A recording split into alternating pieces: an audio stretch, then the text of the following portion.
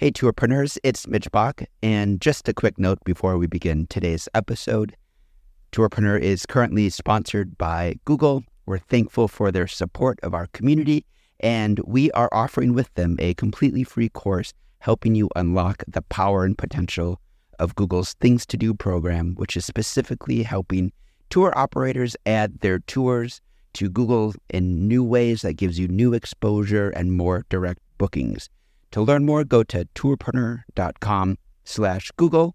And as always, show notes, more resources, links to our newsletter, our business coaching community, and so much more are available on tourpreneur.com. Now to the episode. You're listening to Arival audio recorded live at Arival Bangkok 2019 and distributed here by Tourpreneur. Representing some $150 billion in spend from nearly 200 million travelers across Asia, the Middle East, Europe, and beyond, the Muslim traveler marketplace is large and rapidly growing. But the needs and expectations of this segment are distinct. This session by Fazal Bahardeen of Crescent Rating will walk through the essentials of this important market and cover how operators of tours, activities, and attractions can best serve this traveler group. That's what I'm going to talk about, Muslim travel market. Sometimes they also call, you see in the media, it's also called halal travel, Islamic travel, and different names. And that creates a problem. What comes to your mind when you see these terms, Islam, halal, Muslim? I'm sure this comes to your mind, obviously. Today, basically, these terms are the narrative of these terms are dominated by two groups of people. You have on one side these sort of lunatics, and you have this industry on the other side. And that creates a problem for businesses, right? So you sort of see, look, should I really want to look at this segment? So many issues, so many things going on. But the reality is, there are about 1.8 billion people last year, on the last count. That's about 24% of the world's population. By 2030, there'll be 2.2 billion. That's about 27% of the world's population.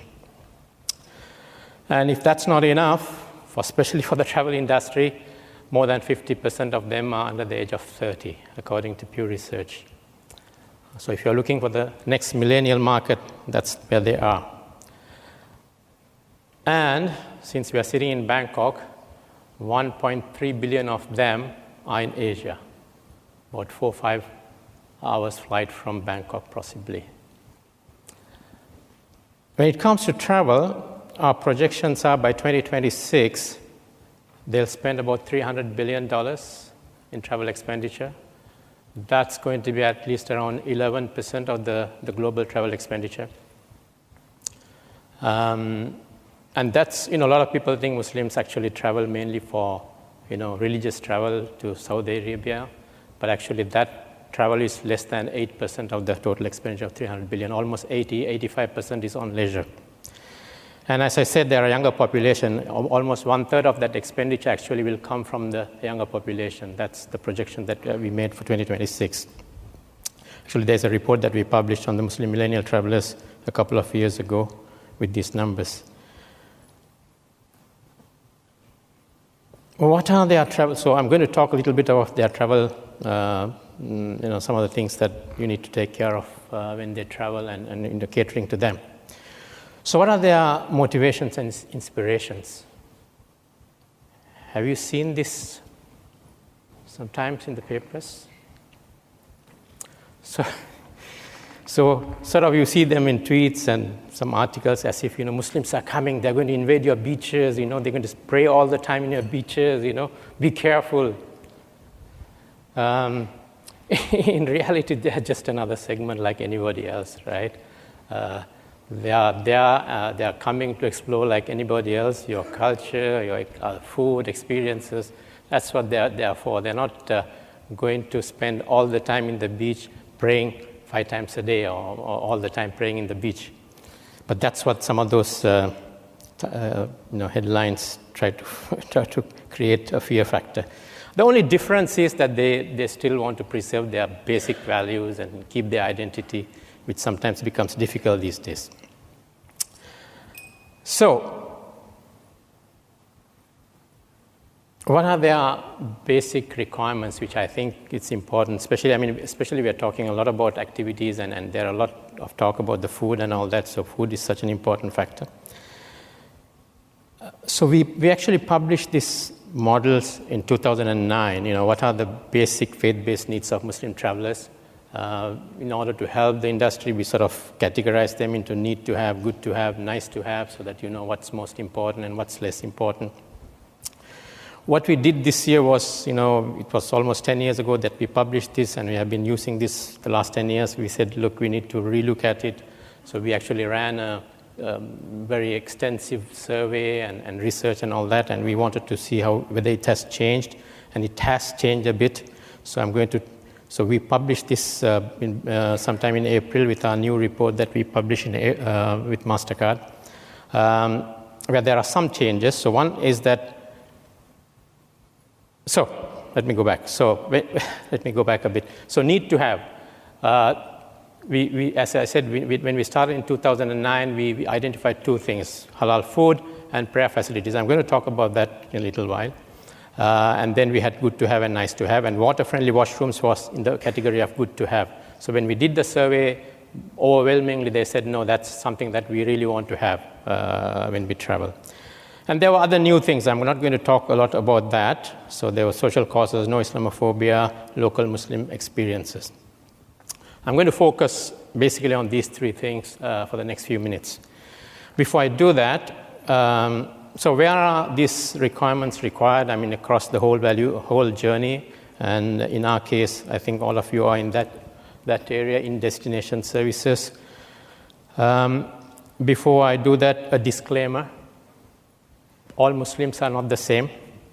So when I keep talking about the Muslim market, they're all asking me, no, but I saw this Muslim, he was not behaving like the way that you told. Yes. So we said, okay, let's segment them. There are strictly practicing, there's practicing, and we started with saying non-practicing, and we got into trouble, so we changed to less practicing. So that's otherwise, some Muslims said, no, everybody is practicing, but less practicing. So that's the disclaimers. Not everybody sort of adheres to exactly what I'm going to tell you, but vast majority are looking for those kind of services. So let's look at halal food. Halal foods. There are two things on halal food. One is assurance. I think there are a lot of activities that you talked about in terms of food. So one is assurance. How do you assure halal? I think that's probably the most important thing, and it depends on the different, as strictly practicing or practicing Muslims. Some people would really require that you have a certificate,